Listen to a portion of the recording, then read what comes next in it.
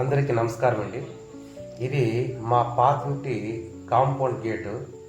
దీనికి కింద షీట్ ఒకటి ఫిట్ చేద్దాం అనుకున్నాను.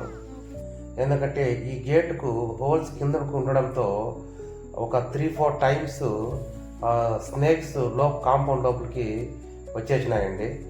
సో అంతేకాకుండా అవే కాకుండా రెగ్యులర్గా ఫ్రాగ్స్ నైట్ అయ్యిందంటే ఫ్రాగ్స్ లోపలికి కాంపౌండ్ లోపలికి వచ్చేసేవి. అయితే దీన్ని ఎలాగైనా మనం కవర్ చేయాలనుకున్నాను. ఫ్రాగ్స్ వచ్చింది అంటే ఆటోమేటిక్గా స్నేక్స్ వచ్చే అవకాశం కూడా ఖచ్చితంగా ఉంటుందండి. సో టూ టైమ్స్ ఈ యొక్క నీటి పాములు వచ్చేసినండి. ఇంకొకసారి అయితే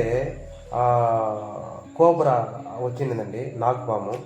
సో ఇంక డిలే చేయకూడదు, దీన్ని ఎలాగైనా సరే క్లోజ్ చేయాలనేసి నేను ఈ యొక్క షీట్ని తీసుకువచ్చి ఇన్సులేషన్ చేశాను. ఈ యొక్క షీట్ ఏదైతే ఉందో ఇది పాలికార్బోనేట్ షీట్ అండి, 3mm. ఇది ఒక ఎస్ఎఫ్టీ 110 రూపీస్ పడింది. ఇది ప్యూర్ ట్రాన్స్పరెంట్ షీటు. సో ఈ యొక్క షీట్ని నేను 1 feet by 4 feet తీసుకొచ్చాను. అయితే ఈ గేటు 3.5 feet ఉండడంతో ఒక 1/2 feet షీట్ని కట్ చేసి తీసేసి ఇలా దీనికి టీక్ స్క్రూస్తో నేను డ్రిల్లర్ సహాయంతో ఇన్సులేషన్ చేయడం జరిగింది.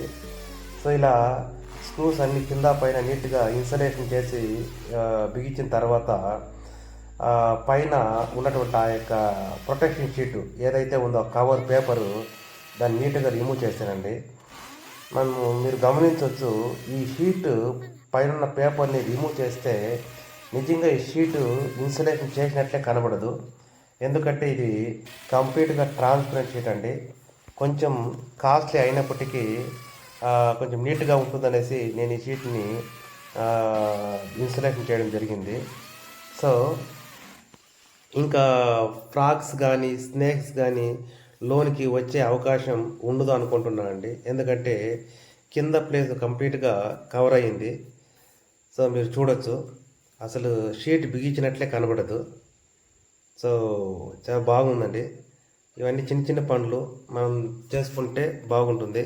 ఎందుకంటే ఇలాంటి చిన్న పనులకి ఎవరు రారండి. సో మనమే చేసుకోవడం చాలా మంచిది అని నా అభిప్రాయం అండి. Thank you very much.